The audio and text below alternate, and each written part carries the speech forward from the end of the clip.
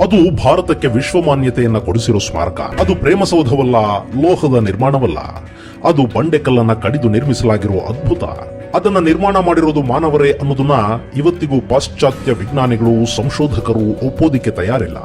ಆ ಅದ್ಭುತವನ್ನ ನಿರ್ಮಿಸಿರುವುದು ಅನ್ಯಗ್ರಹ ಜೀವಿಗಳು ಅಂತ ಅವರೊಂದು ವಾದನ ಮುಂದಿಟ್ಟಿದ್ದಾರೆ.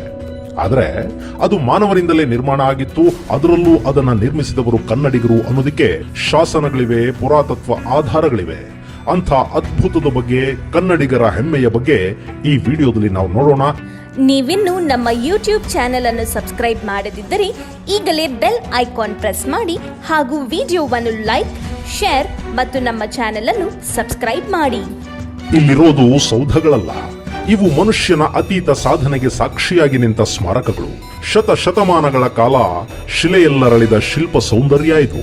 ಆಧುನಿಕ ತಂತ್ರಜ್ಞಾನಕ್ಕೂ ಬಿಡಿಸಲಾಗದ ಒಗಟಾಗಿರುವ ನಿರ್ಮಾಣ ಕೌಶಲ್ಯವಿದು. ಊಹೆಗೂ ನಿಲುಕದಂತಿರುವ ವಾಸ್ತುವೈಭವ. ಒಂದು ಭವ್ಯ ಐತಿಹಾಸಿಕ ಪರಂಪರೆಯ ಪಳೆಯುಳಿಕೆ. ಅದೊಂದು ಅದ್ಭುತ ಸೃಷ್ಟಿಯ ಹಿಂದೆ ಅದೆಷ್ಟೋ ಜನರ ಶ್ರಮ ಇದೆ.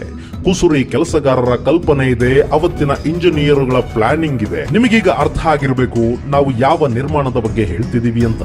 ಹೌದು, ಇದು ಮಹಾರಾಷ್ಟ್ರ ರಾಜ್ಯದ ಔರಂಗಾಬಾದ್ ಜಿಲ್ಲೆಯಲ್ಲಿರೋ ಎಲ್ಲೋರಾದ ಕೈಲಾಸನಾಥ ದೇವಾಲಯ. ಈ ದೇವಾಲಯದ ಬಗ್ಗೆ ಒಂದೆರಡು ಮಾತುಗಳಲ್ಲಿ ಹೇಳಿ ಮುಗಿಸೋದಕ್ಕೆ ಸಾಧ್ಯನೇ ಆಗೋದಿಲ್ಲ.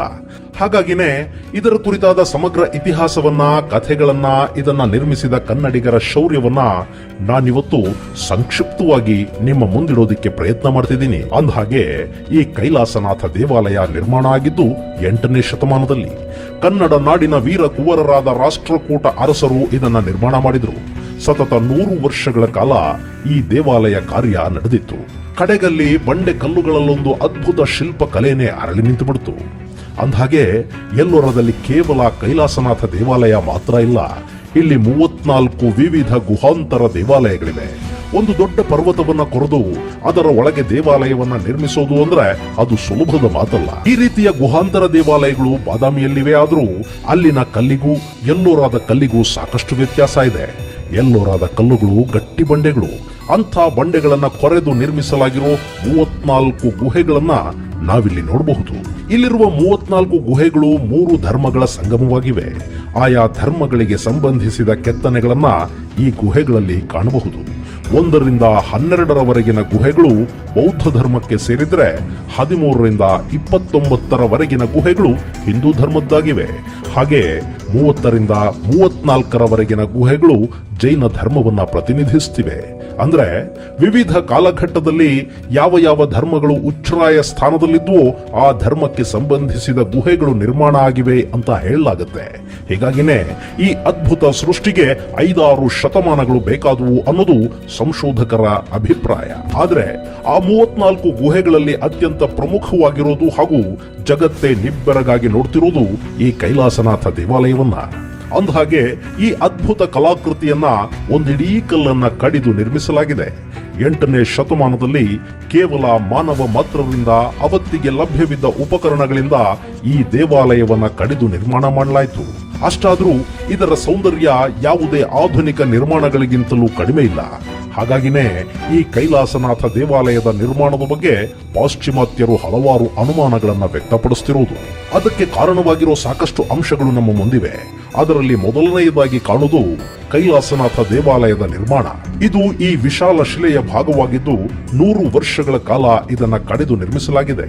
ಹೀಗೆ ಬೃಹತ್ ಬಂಡೆಗಳನ್ನ ಕೊರೆಯುವಾಗ ಬಂದ ಲಕ್ಷಾಂತರ ಟನ್ ವೇಸ್ಟೇಜ್ ಕಲ್ಲುಗಳನ್ನ ಅವತ್ತಿನ ಜನ ಎಲ್ಲಿಗೆ ಸಾಗಿಸಿದ್ರು ಅನ್ನೋದು ಇವತ್ತಿಗೂ ನಿಗೂಢವಾಗಿ ಉಳಿದಿರೋ ಪ್ರಶ್ನೆ.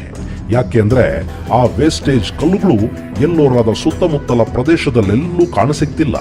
ಸಾಕಷ್ಟು ಸಂಶೋಧನೆಗಳು ನಡೆದರೂ ಕೂಡ ಅವು ಇವತ್ತಿಗೂ ಪತ್ತೆಯಾಗಿಲ್ಲ. ಇನ್ನು 2ನೇದಾಗಿ ಈ ದೇವಾಲಯವನ್ನ ಗಮನಿಸಿದ್ರೆ ಒಂದು ಕಲ್ಲನ್ನ ಇದೇ ರೀತಿಯಲ್ಲಿ ಕೊರಿಬೇಕು ಅನ್ನೋದನ್ನ ಪ್ಲಾನ್ ಮಾಡಿದ್ರಲ್ಲ, ಅದು ನಿಜಕ್ಕೂ ನಮ್ಮನ್ನ ನಿಬ್ಬೆರಗಾಗಿಸುತ್ತೆ. ಯಾಕೆ ಅಂದ್ರೆ ಈ ದೇವಾಲಯಕ್ಕೆ ಎಲ್ಲೂ ಹೊರಗಿನ ಕಲ್ಲುಗಳನ್ನ ತಂದು ಜೋಡಿಸಿಲ್ಲ. ಹಾಗಾಗಿ ಈ ದೇವಾಲಯವನ್ನ ನಿರ್ಮಿಸುವಾಗ ಅವತ್ತಿನ ಶಿಲ್ಪಿಗಳು ಎಲ್ಲೂ ಕೂಡ ಯಾಮಾರದೆ ಇದನ್ನ ಕರೆದಿದ್ದಾರೆ. ಒಂದು ವೇಳೆ ಅಲ್ಲೇನಾದ್ರೂ ನಿರ್ಮಾಣ ಸಮಸ್ಯೆ ಉಂಟಾಗಿದ್ರೆ ಅದು ಹಾಗೆ ಮುಕ್ಕಾಗಿ ಉಳಿದು ಬಿಡುತ್ತಿತ್ತು. ಆದ್ರೆ ಅಂಥ ಯಾವ ಮುಕ್ಕುಗಳು ಅಲ್ಲಿ ಕಾಣಸಿಗೋದಿಲ್ಲ. ಇನ್ನು ಕೈಲಾಸನಾಥ ದೇವಾಲಯ ಬಹು ಅಂತಸ್ತಿನ ದೇವಾಲಯವಾಗಿದೆ. ಅವತ್ತಿಗೆ ಮಲ್ಟಿ ಸ್ಟೋರ್ಡ್ ಬಿಲ್ಡಿಂಗ್ ಅನ್ನ ನಿರ್ಮಿಸೋದ್ರಲ್ಲಿ ಭಾರತೀಯರು ಪರಿಣತಿಯನ್ನ ಪಡೆದಿದ್ರು ಅನ್ನೋದು ಇದರಿಂದ ಸ್ಪಷ್ಟವಾಗುತ್ತೆ. ಇಂಥ ಬಹು ಅಂತಸ್ತಿನ ನಿರ್ಮಾಣಗಳನ್ನ ನಾವು ಬಾದಾಮಿ, ಅಜಂತ ಹಾಗೂ ಎಲ್ಲೋರಾಗಳಲ್ಲಿ ಕಾಣಬಹುದಾಗಿದೆ. ಅದರ ಜೊತೆಗೆ ಕೈಲಾಸನಾಥ ದೇವಾಲಯದ ಹಿಂದೆ ಬಂದ್ರೆ ನಮಗಲ್ಲೊಂದು ಅಚ್ಚರಿ ಕಾಣುತ್ತೆ. ಆ ದೇವಾಲಯದ ಹಿಂಭಾಗದಲ್ಲಿ ಸುಮಾರು 20 ಅಡಿಗಳಷ್ಟು ಮುಂದಕ್ಕೆ 100 ಟನ್ ಭಾರವಿರೋ ಬಂಡೆ ಯಾವುದೇ ಆಧಾರವಿಲ್ಲದೆ ನಿಂತುಕೊಂಡಿದೆ. ನಿಜಕ್ಕೂ ಇದು ಎಂಥವರನ್ನು ಅಚ್ಚರಿಗೆ ಈಡು ಮಾಡುತ್ತೆ. ಇಲ್ಲಿರೋ ಪ್ರತಿಯೊಂದು ನಿರ್ಮಾಣವೂ ಒಂದೊಂದು ವೈಶಿಷ್ಟ್ಯತೆಯನ್ನು ಹೊಂದಿದೆ. ದೇವಾಲಯದ 2ನೇ ಮಹಡಿಗೆ 2 ಕಡೆಗಳಿಂದ ಮೆಟ್ಟಿಲುಗಳನ್ನ ನಿರ್ಮಾಣ ಮಾಡಿದ್ದಾರೆ. ಅದೇ ಹಾದಿಯಲ್ಲೇ ದೇವಾಲಯದ ಮುಂದಿರೋ ಮಂಟಪಕ್ಕೆ ದಾರಿಯನ್ನ ಕಲ್ಪಿಸಲಾಗಿದೆ. ಇನ್ನು ದೇವಾಲಯದ ಸುತ್ತಲೂ ಬಂಡೆಗಳನ್ನ ಕೊರೆದು ಅಲ್ಲಲ್ಲಿ ಗುಹೆಗಳನ್ನ ನಿರ್ಮಾಣ ಮಾಡಿದ್ದಾರೆ. ಅಲ್ಲಿ ಶಿವನಿಗೆ ಸಂಬಂಧಿಸಿದ ಶಿಲ್ಪಗಳನ್ನ ಕೆತ್ತಲಾಗಿದ್ದು, ಶತಮಾನಗಳು ಕಳೆದರೂ ಆ ಶಿಲ್ಪಗಳು ಇವತ್ತಿಗೂ ಜೀವಂತವಾಗಿರೋ ಹಾಗೆ ಕಾಣುತ್ತವೆ. ಇದೆಲ್ಲದರ ಜೊತೆಗೆ ಎಲ್ಲೋರಾದಲ್ಲಿರೋ ಕೈಲಾಸನಾಥನ ಸನ್ನಿಧಿ ಭಕ್ತರನ್ನ ಭಕ್ತಿ ಭಾವದಲ್ಲಿ ತೇಲುವಂತೆ ಮಾಡುತ್ತೆ. ಆ ದೇವಾಲಯದ ಒಳಗೆ ಕೂತ್ರೆ ಅದೆಂಥದ್ದೂ ನೆಮ್ಮದಿ. ಅದು ನಮ್ಮ ಪುರಾತನ ದೇವಾಲಯಗಳ ವಿಶೇಷ ಕೂಡ. ಇನ್ನು ಇಲ್ಲಿ ಸಾರ್ವಜನಿಕರಿಗೆ ಪ್ರವೇಶವಿಲ್ಲದ ಒಂದಷ್ಟು ಜಾಗಗಳೂ ಇವೆ. ಅಲ್ಲಿ ಸಣ್ಣದಾದ ಸುರಂಗಗಳಿರೋದನ್ನ ವಿದೇಶಿ ಸಂಶೋಧಕರು ಪತ್ತೆ ಹಚ್ಚಿದ್ದಾರೆ. ಅವು ಮನುಷ್ಯ ನುಸುಳೋದಿಕ್ಕೂ ಸಾಧ್ಯವಾಗದಷ್ಟು ಚಿಕ್ಕದಾಗಿದ್ದು 10 ಅಡಿಗಳ ದೂರಕ್ಕೆ ಸಾಗಿರೋದು ಸಂಶೋಧಕರನ್ನ ನಿಬ್ಬೆರಗಾಗಿಸಿವೆ. ಈ ನಿರ್ಮಾಣಗಳನ್ನ ಮನುಷ್ಯನಿಗಿಂತಲೂ ಸಣ್ಣದಾದ ಆಕೃತಿಗಳೇ ನಿರ್ಮಾಣ ಮಾಡಿರಬೇಕು ಅನ್ನೋ ಅನುಮಾನವನ್ನ ಅವರು ವ್ಯಕ್ತಪಡಿಸ್ತಾರೆ ಹೊರತು ಅವತ್ತಿನ ಭಾರತೀಯ ಶಿಲ್ಪಕಾರರು ಯಂತ್ರಗಳನ್ನ ಬಳಸಿರಬಹುದು ಅನ್ನೋದನ್ನ ಯಾವ ಕಾರಣಕ್ಕೂ ಒಪ್ಕೊಳ್ಳೋದಿಲ್ಲ. ಅಷ್ಟೇ ಅಲ್ಲದೆ ಈ ದೇವಾಲಯವನ್ನ ಮನುಷ್ಯರು ನಿರ್ಮಿಸಿಲ್ಲ, ಇದನ್ನ ನಿರ್ಮಾಣ ಮಾಡಿರೋದು ಅನ್ಯಗ್ರಹ ಜೀವಿಗಳು ಅನ್ನೋ ವಾದವನ್ನ ಅವರು ತೇಲಿಬಿಟ್ಟಿದ್ದಾರೆ. ಆದ್ರೆ ಅದನ್ನ ಪ್ರೂವ್ ಮಾಡೋದಕ್ಕೆ ಅವರಿಂದ ಇವತ್ತಿಗೂ ಸಾಧ್ಯವಾಗಿಲ್ಲ ಅಷ್ಟೇ. ಹೀಗಾಗಿನೇ ಎಲ್ಲೋರಾದ ಕೈಲಾಸನಾಥ ದೇವಾಲಯ ಭಾರತದ ಅದ್ಭುತಗಳಲ್ಲಿ ಒಂದಾಗಿ ನಿಂತಿರೋದು. ಇಲ್ಲಿರೋ ಶಿಲ್ಪಕಲೆಗೆ ಬೆಲೆಯನ್ನೇ ಕಟ್ಟೋದಿಕ್ಕೆ ಸಾಧ್ಯ ಇಲ್ಲ. ಈ ದೇವಾಲಯದ ಗೋಡೆಗಳ ಮೇಲೆ ಕೆತ್ತಲಾಗಿರೋ ಶಿವನ ವಿಗ್ರಹಗಳು ನಿಜಕ್ಕೂ ನೋಡುಗರನ್ನ ಆಶ್ಚರ್ಯಕ್ಕೀಡು ಮಾಡುತ್ತವೆ. ಈ ದೇವಾಲಯದ ಗೋಡೆಗಳ ಮೇಲೆ 8ನೇ ಶತಮಾನದಲ್ಲೇ ರಾಮಾಯಣ ಮತ್ತು ಮಹಾಭಾರತದ ಕಥೆಯನ್ನ ಕೆತ್ತಲಾಗಿರುವುದು ವಿಶೇಷ. ಅದರ ಅರ್ಥ ಶತಮಾನಗಳ ಪೂರ್ವದಿಂದಲೂ ಭಾರತೀಯರು ಮಹಾಭಾರತ, ರಾಮಾಯಣಗಳ ಬಗ್ಗೆ ಶ್ರದ್ಧೆ ಇಟ್ಕೊಂಡಿದ್ರು ಅನ್ನೋದು ಇದರಿಂದ ಸ್ಪಷ್ಟವಾಗುತ್ತೆ. ಇನ್ನು ಈ ದೇವಾಲಯವನ್ನ ನಿರ್ಮಿಸೋದಕ್ಕೆ ಶುರು ಮಾಡಿದ್ದು ರಾಷ್ಟ್ರಕೂಟರ ಅರಸ 1ನೇ ಕೃಷ್ಣ ಅಂತ ಹೇಳ್ತಾರೆ. ಈ ವಿಚಾರವನ್ನ ಖಚಿತಪಡಿಸೋದು ಗುಜರಾತ್ನ ವಡೋದರಾದಲ್ಲಿ ಸಿಕ್ಕಿರೋ ತಾಮ್ರಶಾಸನ.